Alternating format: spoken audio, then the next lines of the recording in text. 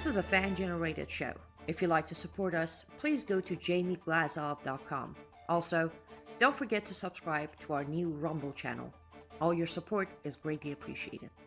Hello, ladies and gentlemen. I'm thrilled to announce the release of my new book, Obama's True Legacy: How He Transformed America. There's a reason why Mike Huckabee calls it a ferocious and chilling read. Order it now at Amazon.com or at FrontPageMag.com. Good evening. Welcome to the Glazov Gang. Tonight, another fantastic program with a super fantastic guest. Ladies and gentlemen, please remember we're a fan-generated program still under shadow banning by the deep state, and it's quite vicious shadow banning. So please do us a favor. Go to YouTube and Rumble, our channel there, the Glazov Gang, and subscribe and hit instant notifications. I just want to say that one more time. Please go to YouTube and Rumble and subscribe to our channels there and press instant notifications. Make sure to go to jamieglazov.com. Check us out there. Subscribe to our newsletter. And it's very important to hit the donate button and then be in a very generous mood. Follow us at Jamie Glazov on X, Facebook, and Instagram.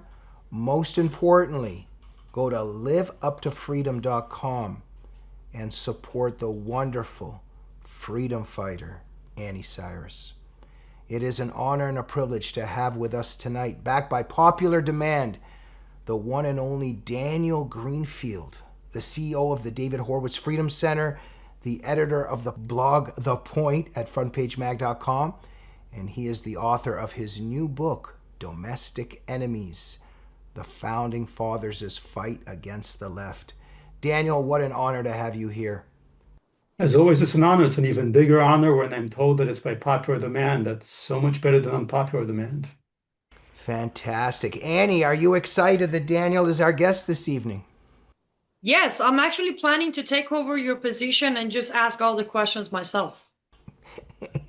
We can make that work. Yeah. More and more, I always feel that I'm not needed or wanted. So that's a good idea. Annie, why don't you start with the first question? Well, before I ask the first question, let me mention this. You may not be needed, but you're always wanted, which is much better than being needed. None of us would be here without you, Jamie. Okay. None of us could continue without you, so you're very much needed and wanted. It's sort of like on the Bronx Tale, that it's better to be feared than loved. I think that's what Sonny said. But anyway, that's another matter. Go ahead, Annie. Sure. So I'm actually very curious to ask the first question of what am I looking at behind you, Daniel? Election jihad. That is very curious. Well, even before Mamdani was making the headlines, the David Horowitz Freedom Center had a report out, Election Jihad. It profiled the various Islamist politicians running for office across the United States in places you would not expect. For example, about 20% of the Georgia Democrat Senate delegation is Muslim. And we broke down some of their support for terrorism, including in Israel, in the United States, and we're going to be doing a second part before long, Election Jihad too. Fantastic. And this is, to our lovely audience, this is exactly why you need to be subscribing to the website, because you find information way ahead of anybody else. Most of the time, you actually see anybody else copying what Front Page is putting out. So here's your call to action. Go to Front Page Mag, subscribe, become a paid member, because you find even more behind the paywall. Okay, now talking about the election jihad, I want to ask you about what I call the hijacking of law and order. So on September 4th, Dearborn, Michigan Police Department released their brand new police patch, which made history. The very first police patch in the United States of America's history with any other language except English, and surprisingly, it is in Arabic. Well, of course, the person who designed it, the officer who designed it, claims honoring and reflecting on diversity in our community, and also the police department is making it optional today. Where do you think that's going to go, Daniel? When I saw those uniforms, it reminded me of the Iraqi police uniforms after we liberated Iraq. The question these days is who is occupying whom, and the answer is pretty obvious. You know, this is Sharia supremacism. They may dress it up as cultural diversity, but there's only one language on there. It's not, 50 languages. Now we're going to have patches in Chinese and Tagalog and Finnish and Polish and Russian and every other language on earth. No, it's we're going to have it in Arabic, and at some point they'll drop the English and it'll just be Arabic because there's a reason they call it Dearborn, Dearbornistan. It's uh, absolutely under enemy occupation, ironically enough, again by Iraqis in many cases. We brought some of these people back during the first Bush administration because Saddam Hussein, of course, was so mean, and we should have actually liberated Iraq back then, but we didn't. So to make up for it, we brought a bunch of these Shiites to America. They've now occupied Dearborn, formerly a working class American town. You can see them doing Shiite jihadi parades, celebrations of Hezbollah, and all that other stuff, and plans for, one day turn all of America into Dearbornistan. Exactly. And for many years, all three of us have been saying or referring to verses of Quran and Hadith and reliance of the traveler. What comes to mind, as I believe, is Quran 47:35. Do not call for peace when you are majority in numbers. And we all know that proof is on the paper, where it's pretty much the area is 40% Muslim, the surrounding area is 55% Muslims, which is technically majority in voice and crowd. So do you think it's safe to say that Michigan is officially under dictation of Sharia, officially conquered? As far as the politicians go, people like Governor Gretchen Whitmer, whose friends include a lot of Shiite Islamists, absolutely. They actually control the levers of power, and it doesn't take that many. What we're seeing, for example, the New York City mayoral election, is you actually had about 5% of New Yorkers came out and voted in the primary that made Mamdani the Democratic mayoral nominee. And Muslims are about 3% or so of New York City. So, if you have 3%, you can get the 5%, you can actually make your own mayor. As long as everybody else is fighting each other, as long as there's confusion, which of course was the case in New York City. So if there's apathy, if different factions are fighting other factions, and Islam is very good, it's always thrived based on divide and conquer, based on making various groups fight each other, then you can actually take over even with 3%. Bingo, divide and conquer. Fellow Americans, pay attention to every word Daniel is saying. Divide and conquer. Stop fighting each other over things that could be fought over later when we take our country back. All yours, Jamie. Annie, thank you so much for those very vital and profound questions and comments. Quite a time we're living in. A couple weeks ago when I went to Mass, there was somebody that looked like the member of the Religion of Peace that walked in, and he was acting very weird at the back of the church and was saying some weird things to some people there. Then that trans shooting happened in Minneapolis. Then last Mass that I went to, all the doors are locked. I thought, was it canceled? But I hear them inside. So I walk around. There's only one door you can get in through the side. Security is there checking kind of people as they're, not physically checking, but just kind of looking at us as we're walking in. And then while I'm in the church, I'm kind of thinking about where can I run if the shooting starts. What a world we're living in now. And this is not Syria. This is not Iraq. This is the United States of America, and quite a time we're in. And we know that the synagogues also are not safe.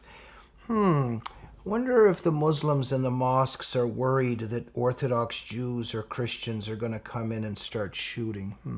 I wonder. Which gets me to this, Daniel, you always have brilliant blogs and articles everywhere, and especially at Front Page and On the Point.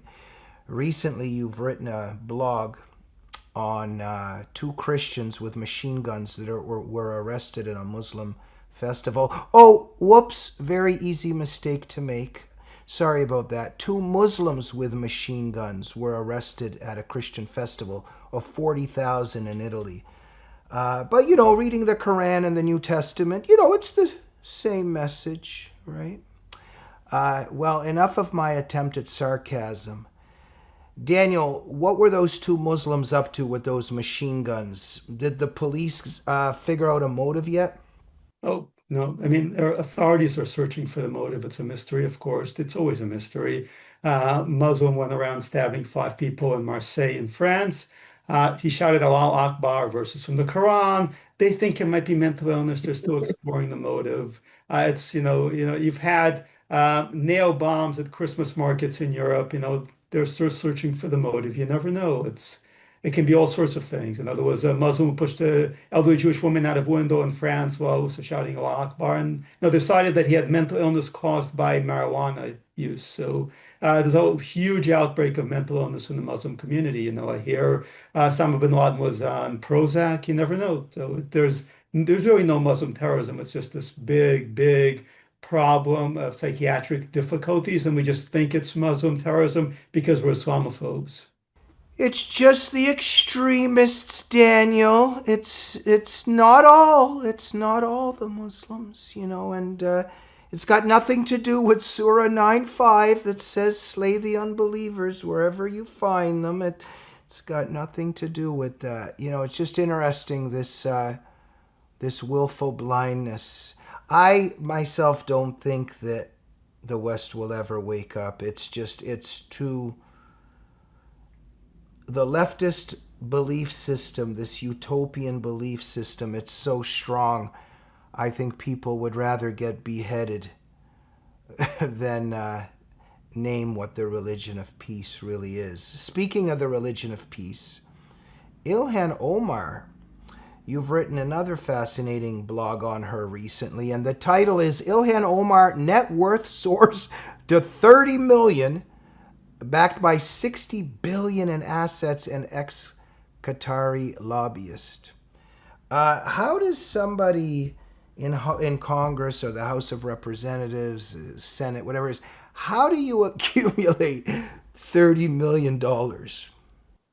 Well, members of Congress are public servants. They're giving up a lot. You could just think about all the incredible careers Ilhan Omar could be engaged in if she wasn't just wasting her time in Congress collecting her, low six figures. I'm sure she could be making millions as, the stewardess or something, except no airline would probably hire her. But instead she sacrificed a lot to become a politician, spent her life in politics, and then she cheated on her husband. This should not be confused with her brother. This is an understandable mistake because in the past she has allegedly married her brother. This is not her brother that she's married to. So she was married to her husband, and she cheated on her husband with her white campaign advisor who loved her so much that he converted to Islam for her, and he broke up his marriage and broke up her marriage. And now they've got a great thing going on because he's a campaign strategist who also runs some sort of international venture capital firm with investments out of Africa. And they've got a former U.S. ambassador to Bahrain, and they've got a former Qatari lobbyist, and lots of great guys involved in this. And somehow, their net worth has soared massively to the point that they're claiming that they're backed by 60 billion in assets, and net worth has shot up to 30 million, and a tripling in thousands of percents in just 1 year, which is a pretty incredible accomplishment. And also quite fascinatingly, they were sued by a business partner who said that they promised to triple his investment, which is the kind of claim that very shady people in television commercials and crypto scammers make. It's not normally the claim that's made by a member of Congress. Now, also, fun fact, this firm that her husband was running claimed to be able to structure legislation, which is pretty impressive because nobody outside of Congress is supposed to structure legislation. Now, could Ilhan Omar have been structuring legislation for pay? That would be Islamophobic, so we shouldn't go there. It's probably mental illness. Yeah, but the word Qatar keeps popping up a lot recently.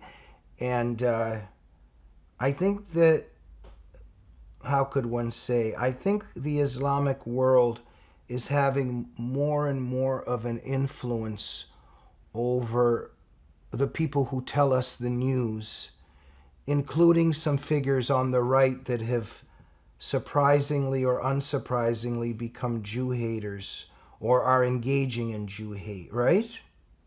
Yeah, well, Qatar has discovered that they can just buy up our elites and that they're very cheap at the price also. I remember when Prince Charles, before he became the king, got caught with a suitcase of money, and I mean actual cash money from Qatar, and he tried to explain that it was for a nonprofit. That's the kind of people you're dealing with here. And of course, they're very happy to buy a lot of these social media influencers on the right and people who used to have shows on Fox and elsewhere. And now these people are, pushing Islamic propaganda nonstop. Those guy like Stephen Bannon, who used to hate China, used to hate all sorts of foreign lobbyists, used to hate George Soros, has Trita Parsi on, and Trita Parsi is the founder of the Iran lobby. He currently works for a project funded by George Soros, and he has him on to discuss how terrible Israel is and how horrible, horrible, horrible Israel is. Which there are people who feel that way who are Americans, who are genuinely Americans, but a whole lot of this messaging is coming from the people who are hating Israel not because they care about America, but because they have an Islamic agenda, and that's what we tend to hear over and over again. When Tucker Carlson spends half his time in the Gulf and he talks about how excited he is to be going to Saudi Arabia for a real estate conference there because, apparently you need to go to a Saudi real estate conference. He talks about how excited he is because, according to Tucker, Saudi Arabia and the Gulf are the future. They're the future. They're not medieval Islamist backward dictatorships that oppress women and treat Christians as third or fourth class citizens. No, they're the future. And you know what kind of people think of the Muslim world of Saudi Arabia as the future? Well, people who are employed by them. Very, very disturbing. I don't know if I should hold my breath waiting for Candace and Tucker to do a show on Muslim rape gangs and what they're inspired by out of their own words. And, maybe invite you, Robert Spencer, David Wood, Annie Cyrus on just to talk a little bit about Islamic theology and what it says about rape and sex slaves in Islam. I'm not going to hold my breath, but there's definitely some kind of Stockholm syndrome going on. Daniel, in terms of Ilhan Omar married to her brother, or she did marry her brother, I'm sorry, I don't mean to have a dirty mind here, and I'm only asking questions. If she was married to her brother, did she have intimate relations with her brother? Or was it just for a visa? Or whatever it was. I don't know. The reason I'm asking is over the years, I've done a lot of research into incest in the Muslim world. And yes, it's very Islamophobic to study that, but it's actually horrifying. In England, what the Pakistanis are doing, the cousins are marrying, etc., etc. There's so many psychological and physical disabilities in that world, the Muslim world, because of that. And again, nobody's talking about that. It's Islamophobic to say it, but that's why I'm just asking questions. As a reporter and journalist, have you dug into this marriage between Ilhan Omar and her brother? Well, it kind of began with Muhammad, the perfect man, the prophet of Islam. Unlike Jewish, Christian, really the religious founders, figures in any other major religion, Muhammad was renowned for one thing, which was that he could not control his sexual appetites, to the point at one point Islamic teachings say that Allah rushes to fulfill Muhammad's sexual desires, which, kind of interesting arrangement there. Anyway, at one point, Muhammad decides that he wants his son's wife. It's his adopted son's wife, and he really wants her. So, he gets to have her, but he has to create some Islamic rationalization for this bit of incest. So he declares, and Muslims still believe this to this day, that adoption is illegitimate because, Muhammad needed to have sex with his adopted son's wife. So this is really the paragon of Islam. So what do you really expect from Ilhan Omar or Tariq Ramadan, who's been meshed in a massive scandal involving sexual abuse of multiple women? He's the big Muslim Brotherhood figure in Europe. But Ilhan Omar's family tree is about as tangled as the Borgias, so it's kind of complicated. To what extent is this immigration fraud? To what extent is she even who she says she is? To what extent was this whole entire convoluted mess a case where her family were illegally trying to fool the United States government? To what extent is this a really person who is, even apart from all the jihad stuff, really has absolutely no self-control. And we see this. Her father disowns her on his deathbed because she cheats on her husband with, the guy she's married to right now. And then, she decides to break up his marriage and her marriage. This is behavior of somebody with very poor self-control. The financial stuff that's going on, these revelations, again, this is stuff being done by somebody with very poor self-control. And this is something you tend to see in Islam. They treat suicide bombing, various acts of brutality and terror as this proof of their religious faith. No, it's behavior of people, again, with very poor impulse control. And this is something we see in criminals in the United States. Criminals tend to have very poor self-control.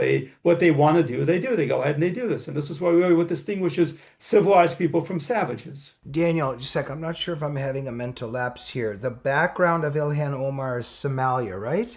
Yes. Okay. If she was in Somalia doing these things, do you think she might run into a little bit of trouble with Sharia law?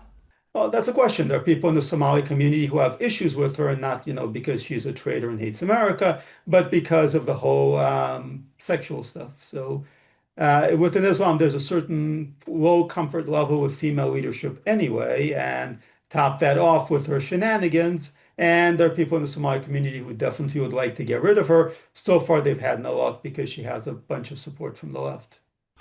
Annie, you're an expert on this on multiple levels in terms of all this dysfunction and pathology in Islam and what they teach. What do you think about this whole Ilhan Omar thing, how rich she is, marrying her brother, then cheating on her husband? What do you make of all this? You said it perfectly. Dysfunctional. Yes, it is very dysfunctional. And if you are a Muslim who was born a Muslim, raised a Muslim in an Islamic country, as a girl, which you become a woman at age 9. So as a woman, you do always struggle with the dysfunctionality of it. Either you believe the lies or not, either way, you're always struggling with the dysfunction. Now, coming to Ilhan Omar, I 100% agree with Danny. I strongly believe even if Ilhan was not Somalian, even if she was of some American background, she would still be a socialist, leftist, probably supporting LGBTQ, especially the MAP, minor attracted people, because her mentality is of deceive and corruption. You see that in her talks. You feel it in her behavior and body language. But going back, one thing I can guarantee is if she did what she did in Somalia of cheating on her husband, without a doubt, that husband who was cheated on could take out a stoning on her and bury her up to her chest and stone her. That is a guaranteed punishment. The father, instead of disowning her, could have stoned her. But she walks around. It's interesting you're talking about this, not to self-promote, but I'm actually working on a project that is, the title of it literally is PR Queens of Islam. Ilhan Omar, Rashida Tlaib, Linda Sarsour, and the rest of them, they know exactly what Sharia says. But they hide behind our protection of our constitution here in America to promote a bunch of lies about what it means to be a woman under Sharia. She knows very well what would happen to her if she even tries to travel to Somalia. But she stands here and say, I'm here in US Congress representing Somalians. And Americans don't tend to be bothered by that. Sounds like some kind of suicidal death wish. Oh, wait, that's what the left is. And also the belief in Islam, and very profound once again, Annie. Daniel, your response to Annie's wisdom? Oh, absolutely. It is interesting because these people obviously are hiding indeed behind American, or behind the fact that in America, yes, it's quite comfortable for women to be leaders, whereas in the Muslim world, you don't see that much female leadership. So they're here, they're subverting us, but at the same time, they're exploiting the American system to actually have freedoms that they would not have in the Muslim world. And yes, Ilhan Omar was just an ordinary girl growing up somewhere in Somalia and she did half this stuff, she'd be dead. Her father would honor kill her off the bat. This would be common throughout much of the Muslim world. And yet here, of course, yes, she enjoys this kind of protection. So does Rashida Tlaib. So a bunch of these people who are out there making the case for Islam in the United States. At the same time, they're benefiting from the United States. They're benefiting from not having to live the way that they would actually under Sharia. Nobody's putting them in the burqa the way that they would, for example, in Afghanistan. They're not being forced to really do anything, and yet they're trying to destroy the United States in favor of this system that would enslave them. But, that is actually what the left does. So why should it be so different? Well, thank you, Annie and Daniel. I think we're all dedicated to understanding this. Since the time I was a kid, and I always used to ask my dad, why do these people support a system and regime where they would be exterminated within 30 seconds? And I dedicated my life to trying to understand that. And even till now, you've got certain leftist feminists that are, supporting Hamas and etc. And throughout the years and decades, we know that they go to areas of the Middle East and then just get raped and killed. And some kind of death wish there. And if anybody's interested, I've written a book, United in Hate, trying to understand this. It's a great book. You know what? We should just stop the show right now and just let you keep going on that. And but no, I appreciate that, Daniel. I think it's very timely right now because we really see that right now. Just the more Hamas kills, the more euphoric the left becomes. And these demonstrators in the West, we know that they would get raped and killed and massacred and mutilated within 30 seconds of contact with this entity. It's a fascinating topic. I've dedicated my life to trying to understand it.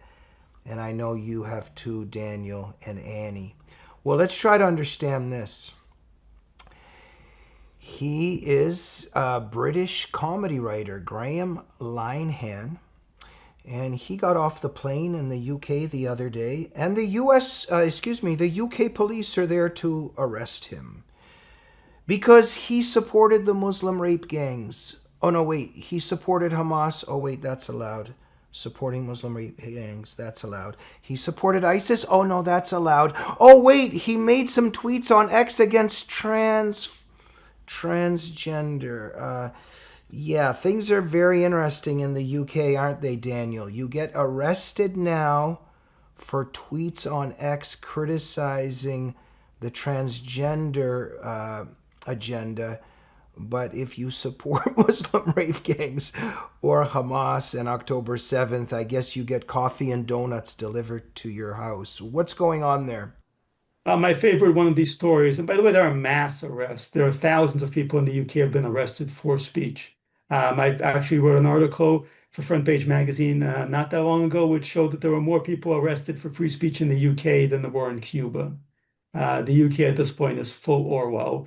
But my favorite story from one of these speech arrests. I'm so sorry to interrupt, Daniel. I don't even think Robert Spencer and Pamela Geller are even allowed in the UK. But if you or Annie or I traveled to UK, is there a chance that the police might be waiting for us at the airport? Absolutely. All right. Yeah, cancel the trip to UK immediately. Thank you. But that's actually scary, isn't it? Yeah, if we were to announce, I'm going to go to the UK next week, and one of the people who's monitoring my account, who's British citizen, actually files a complaint with the police about something I wrote, I could very well face the same situation. Anyway, as I was saying, sorry for interrupting. Go ahead. No. One of my favorite stories about the UK and this double standard, the two-tier policing, is that there was a man who joined one of these anti-Israel rallies, but he was a bit eccentric, so he had a sign up that condemned Israel and condemned Hamas. You'd figure splitting the difference is good enough. None of these guys who are supporting Hamas at the rally get arrested. However, they complain to the police, and the police arrest this guy because half his sign condemns Hamas. So, and this was, a leftist, but he wanted, to be fair. So he's also going to have a sign condemning Hamas, and they arrest him not for the anti-Israel, obviously, but for the anti-Hamas one. And then the police says, officer tells him, this is a hate crime. You're provoking these people. You're making statements offensive to Muslims, which is true. Condemning Hamas and Islamic terrorism is offensive to Muslims. Anyway, Graham Linehan is, he might not mean that much to a lot of Americans, but this was the guy who co-created Father Ted, Black Books, It Crowd. He created a lot of British sitcoms that are popular. So he's very well known. This is not quite J.K. Rowling, but it's up there. This is a guy who was beloved. Then he wrote an episode of the It Crowd, which was accused of being transphobic. He was canceled. Not the show was canceled, he was canceled. His career was destroyed at this point. He was accused of transphobia, and he decided to fight back. So he's been tweeting condemnations of the whole movement and the whole corrupt thing. And really, after his arrest, he put on a sandwich board with the colors of the transgender flag, and he goes to the court because they banned him from being on Twitter. He goes to the court with a sign that says there is no such thing as a transgender child. Anyway, he's coming to the UK from America. He describes how he gets off the plane. There are 5 armed officers waiting for him. They escort him. They start demanding information about these tweets, and they issue an order banning him from Twitter, and he has to go to another interview. And again, this is routine in the UK, where speech is monitored on a massive level. When the Muslim terrorist stabbed 3 little girls to death, I mean, he stabbed a number of girls, but he stabbed 3 little girls to death at a dance studio, and people were very outraged about it, and they went into the streets and protested. The government's media insisted loudly he was not a Muslim. They arrested people who merely tweeted that he was a Muslim for engaging in disinformation. They basically engaged in martial law. They just arrested anybody who was out there either tweeting or protesting or doing anything. Then months later, it came out he was in fact a Muslim. The government had been lying. And of course, there were absolutely no consequences for the government. There were plenty of consequences for the people who were arrested. Once again, now we have a Muslim pedophile attack on a child in the UK by one of these migrants. And there's this mass migration happening in the UK where Afghans and Pakistanis are coming in these little boats across, and they get put up in migrant hotels. And again, some people came out and protested, including children. The UK police came out and arrested the children. So I've said at this point, there's a much better case for the United States going in and liberating the UK than there was for liberating Iraq. Yeah. There was this one incident that represents a million incidents in the UK. The Muslim rape gangs who were raping this girl. The father showed up to defend her, and the police arrest the father. But I think, Daniel, in your Torah and as Christians, that is our foundation, and also in our New Testament, we share something that before the redemption and the Messiah comes back, in our belief system, he comes back. In your Mashiach comes through as a human here, that it's going to get very dark, and then the redemption comes. And I think it's going to get very dark, right, Daniel? There has to be a great deal of darkness before the light. And we understand really that God wants there to be this final conflict where the forces of evil are destroyed. And the world has to see that the side of evil, that the side of darkness has to be completely discredited. Otherwise, this entire situation will continue on and on and on. So there has to be a moment when it seems like the forces of darkness are absolutely triumphant. We see this in various prophecies, that there's a point at which people feel there is no escape, there is no hope, evil has completely and entirely won.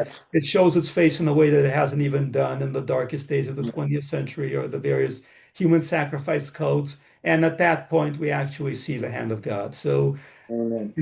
There are some dark times perhaps ahead, but at the same time, this is an opportunity for God to show his light in the world. Amen. Well, everything is all right. Like if we say that, excuse me, I know this show is family show, but just if we say that a woman cannot have a penis and a man cannot have a vagina, if this is not whispered, you might be going to jail very soon. And you already are going to jail in places like the UK. I don't know, is it just a matter of time here in the States? I mean, Thank God Trump won. So we got a brief reprieve on a few levels. But this Islamic also infiltration and the leftist power is escalating on various layers. But people on our side are also traitors and have this Munchausen syndrome by proxy, Stockholm syndrome, all kinds of stuff. It includes Orthodox rabbis. You're an expert on this, Daniel. You wrote a fascinating, shocking, well, okay, not really shocking for those of us that know what's going on, but highly disturbing article on the fake Orthodox rabbis for Hamas. Now, these are an interesting group of people. Tell us about them. Well, the thing to understand is the left gets into everywhere or does its absolute best to get into everywhere. If it can't get inside, then it fakes that it is on the inside. So the left always wants to claim on the authority of something else. There's somebody who observed that they want to kill an institution, wear its skin as a suit for respect. So they get into every religion because the left is ultimately a cult. And this was a case where they were really trying, they got all these various leftist activists from non-religious movements who claimed to be rabbis and got them to sign letters. But they still weren't getting any Orthodox rabbis. So they compensated by, a while back, they created a movement that is not actually Orthodox, that claims to be Orthodox.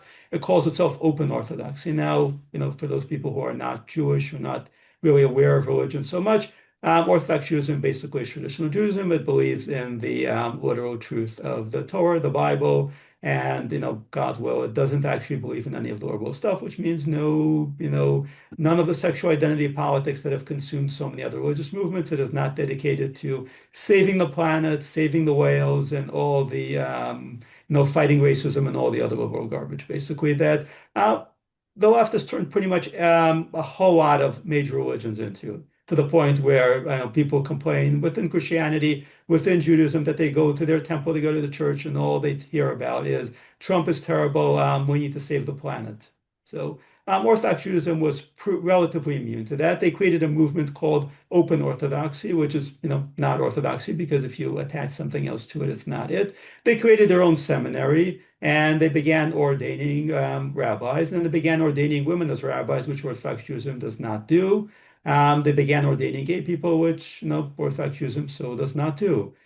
So for the most part, it's these people who also then created a social justice movement, one that attacks Israel, one, of course, that spends a lot of time advocating for the left. So they got a bunch of their people to sign on to this letter attacking Israel. And they got some people who were legitimately Orthodox rabbis, and they got some people who are just freak shows to sign onto this letter. And of course, the New York Times reported, finally Orthodox Jewish rabbis are attacking Israel also. And they create this permission structure. They create this manufactured illusion of a consensus, which is what they do all the time. And whether it's global warming, whether it's foreign policy, they create a manufactured consensus by bringing together these so-called people who are leftist activists, but posture as being members of various groups.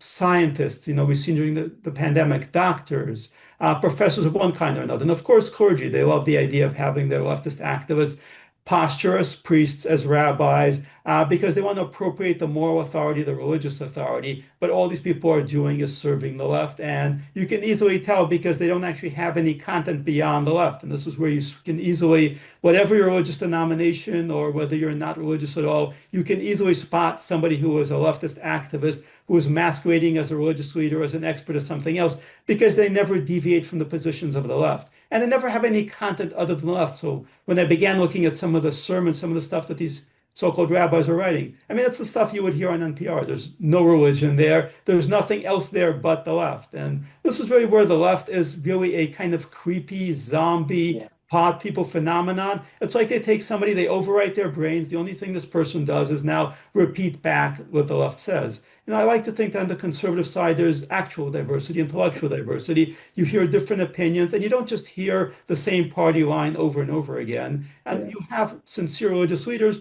Those religious leaders are not constantly talking about politics. In some cases, they need to take a position on politics. But for the most part, they're actually talking about religion. They're talking about our relationship with God. They're talking about what God wants from us and what we are meant to do in the world. And with these people, it's just NPR nonstop. Yeah. Thank you, Daniel. Kenneth Levin wrote this fascinating book, The Oslo Syndrome. It's just fascinating. It's so the leftist Jews that had it and continue to have it. And it's what I've studied my whole life, the desire to shed oneself of one's own unwanted self. And so the fellow travelers that went to worship communism in Stalin's Russia and Maoist China, in North Vietnam, in Castro's Cuba, and then many of them, their friends disappear, their friends get killed there, and they don't even inquire, ask about them. Many of them also end up getting killed. A suicidal journey. But there's this thing with these leftist Jews too. It's this thing, well, those are the bad Jews over there. I'm the good one. I'm not like those Jews over there. Let me give you some money. Let me give you Gaza. Let me give you a few hugs. Kenneth Levin has documented this, that despite all of the evidence that you see that these people are going to kill you, the behavior of communities under siege, what you tell yourself, how you might be able to survive. That's if you even want to survive. But yeah, these Orthodox rabbis for Hamas, they're trying to shed themselves of something. And deep down, do they want to die? Or are they just trying to survive temporarily? I'm very interested. It's fascinating. I've been very interested in recent years when you look at these Hollywood stars. All their kids are trans. And so there's a lot that can be said there. Some say that it's the people that control them, they have to sacrifice their kids. It's a humiliation ritual, all kinds of stuff, right? But some psychologists and sociologists and experts also say that it's a de-whiting. The white stars that do it, because it's the white guilt, and it's like, oh, yeah, sorry, I'm guilty. Wait a minute, I have a trans son. And I get to de-white myself. I'm not white anymore. I'm not guilty anymore because I have a trans son now. And it's a kind of Munchausen syndrome by proxy. Daniel, I'm just putting some of this stuff on the table, but it's some kind of a suicidal thing going on, and they even sacrifice their own children, right? Something interesting actually happened this week. Malcolm Gladwell, the name might not mean a lot to some people, but he's a very famous liberal public intellectual, the guy with the tipping point. He's very well known, and he came out in an interview and he said that he was on this panel about transgender athletes, which means men competing against women while pretending to be women. And he was on that panel and he did not dare to actually say that obviously, this is men competing against women. And now he says, no, he's actually kind of willing to say it now because there's a permission structure for saying it after the election. And he's kind of ashamed to have not said it at the time. And he said, people in the audience really were applauding the transgender stuff, but he says that he thinks 90% of the audience actually did not believe it. There was a very vocal 5% that believed it and was very aggressively pushing it. Now, what's interesting is this guy could have, let's say he blew it off. Let's say he had actually come out and done what J.K. Rowling did and said, no, men can't be women. And what would have happened to him? Well, let's say he would have never gotten another book deal again, but pretty sure this guy's a millionaire. Does he really need the book deals? Stephen King was a guy who I'm pretty sure is probably a billionaire by now. When he was intimidated into taking back a statement that a writer can write anybody from any race or ethnic group, what did they have over Stephen King? Stephen King, again, is at that point is incredibly rich. He's probably in his 80s. What can they really do to him? And yet you see over and over again, these famous, these powerful people, these cultural figures are intimidated. They back down because they're still sheep. And there's this herd mentality. And looking back, some of these people, it's like the Soviet Union under Stalin. They look back, they can't understand why they were doing it. It's like Mao's Cultural Revolution, where all the kids were there and they were beating the principal to death. And now looking back, they can't understand why they did it. So this is really what the left does. It turns people into these mobs. It creates this herd mentality. It takes away their reason, their sense of right and wrong. It dehumanizes them. And then afterward, they can't really understand what they were doing. It's like COVID. People are masking 2-year-olds. Now, there are some people still trying to do it now. And everybody was full of hate for anybody who broke any of these regulations and actually left the house. And now, a few years later, they look back and they can't understand why they were doing it. And they just kind of go into denial. So the left does this over and over again. Its goal ultimately, and this is something out of Orwell's 1984, is to get you to say 2 plus 2 is 5. If they can get you to completely violate what you know is true, to repeat back whatever lie they tell you, they own your soul. And so many people are willing to do this. They're willing to say 2 plus 2 is 5. And then they won't just say 2 plus 2 is 5. They will scream at you, 2 plus 2 is 5. How dare you? You are a phobe of some kind if you don't agree that 2 plus 2 is 5. And then they're looking back, they go, well, we kind of knew that 2 plus 2 is 4. We don't really understand why we did it. And this is a madness. It's a madness that is absolutely contagious. It runs through social groups, and people are not as immune to it as they might think. And once the madness breaks, the fever breaks, people don't understand what came over them. You look back at these Hitler rallies, Hitler is screaming and everybody there is screaming. And a lot of those people later on didn't understand why they were doing it. And it's happening to us too. Speaking of that, I was a waiter in my young years, and there was this one cook, and he was just a fascinating guy. And he approached me one time, and he says, Jamie, if Hitler came into your apartment, just you and him in a room, and he start practicing his speech in front of you, the normal average person, after listening for 15, 20 minutes, might go, yo, bro, like, you might want to maybe go get some help or go see a psychiatrist or something, But if it's done in front of a crowd, it's different. And we've got some experts that have written on crowds. And so that's another thing right there. But I was going to say, I see a demonic possession at play here. I've read the testimonies of many communists, and there are some communists that have said, former communists that said, when I was a communist, when I was speaking, it wasn't me talking. And it's very interesting. Sometimes you just look, I know some people. I know some people in my own life. And I know it's not them that's speaking. I'll just leave it at that. It's something else is going on there. And Annie, what a brilliant psychologist and sociologist she is. Because even when she talks about Ilhan Omar and her body language and how she speaks, and Annie, you just said that you can tell there's something wrong there. When you can just see a genuine person, and I'll say that about the both of you. When Daniel is speaking and Annie, when you're speaking, you can just see a lot of integrity, and you can see a human being just speaking from their heart. But when Annie says, when you look at Ilhan speaking, something is off. And Annie, I just don't want to only refer to you and leave you out of the conversation. So much has been said. Let me hand it over to you. I appreciate that. I want to go back to a discussion a little earlier about UK, and I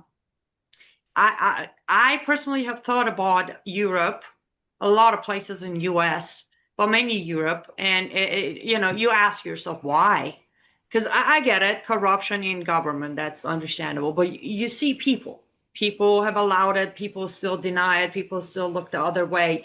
And let me plug your other book that when I read personally, my code that I gave it was, as an ex-Muslim, there were things for me to learn from this book. And that is your jihadist psychopath.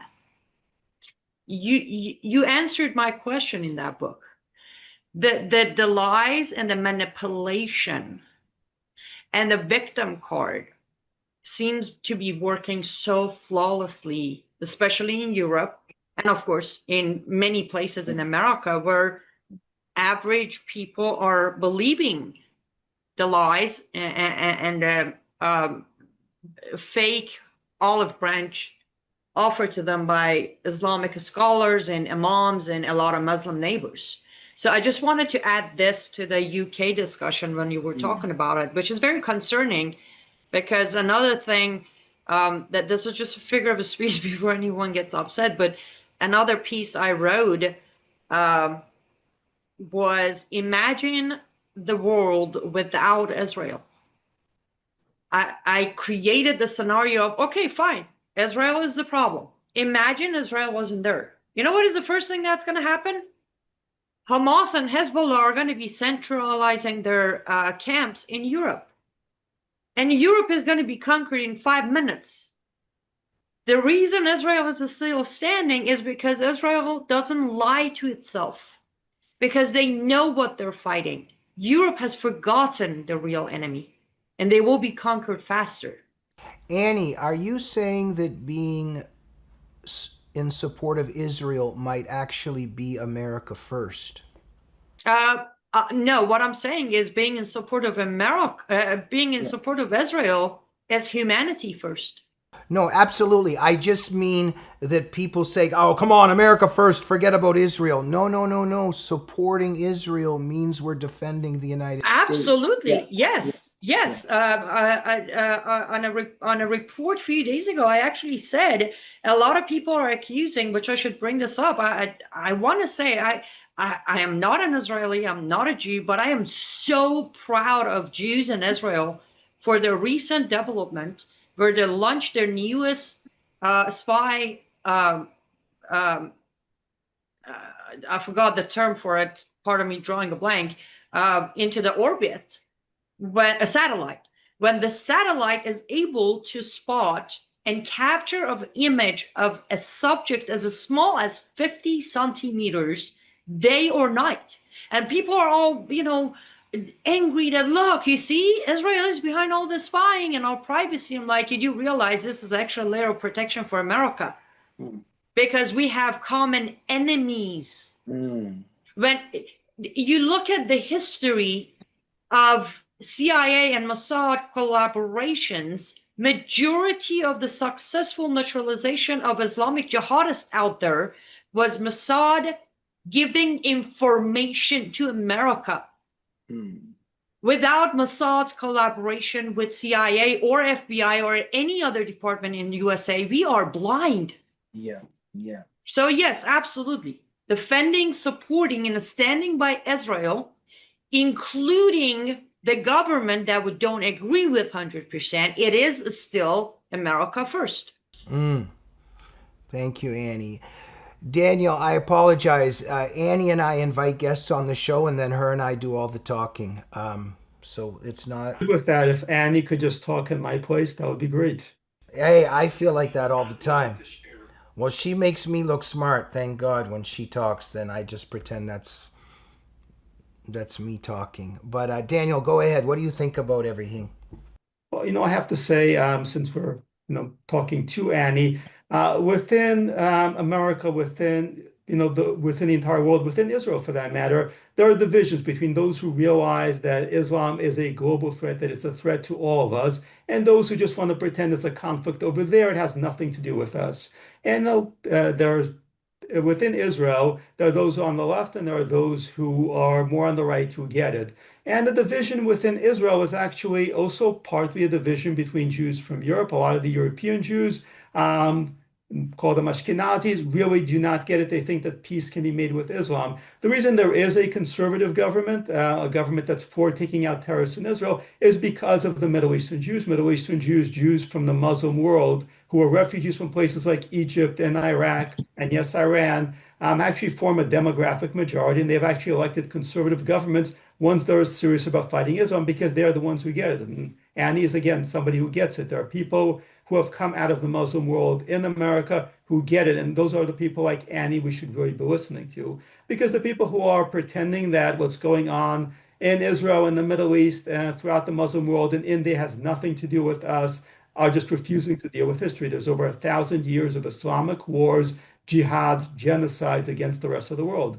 The tenets of Islam are pretty clear. Their mission, in short, is to conquer the world and make it submit to Islamic law. And that includes us, which means, yes, Israel is one of the tips of the spear in this fight, and we should be supporting every country that is fighting against Islamic jihad, whether it's Israel, whether it's India, whether it's any country, any place in the world. Whatever differences we have with those countries, we all have one giant global civilizational threat, a threat that if it actually succeeds, will eliminate the Christian world. And that is something that is we have really still not woken up to, and until we wake up to it, we are still in danger of being destroyed. And I mean destroyed not just in a war, but having our culture, our civilization entirely wiped out, as much as the Byzantine Empire, as much as what once was Byzantium was completely wiped out. Well, thank you for the compliment, both of you. And let me take what you just said, Daniel, and go to the second part of the discussion you had. And I just want to say this to our audience. Most of our audience are very well educated, walking faith. But I just want to say this. Yes, in the Torah, in the Bible, we know dark days are ahead. We know what is going to happen at the end. However, what we don't know is when. So when you sit on your couch and you wait for it to happen, you're not doing your job. You keep fighting the evil. You do not collaborate, cooperate, or stay silent towards evil because we know what's coming.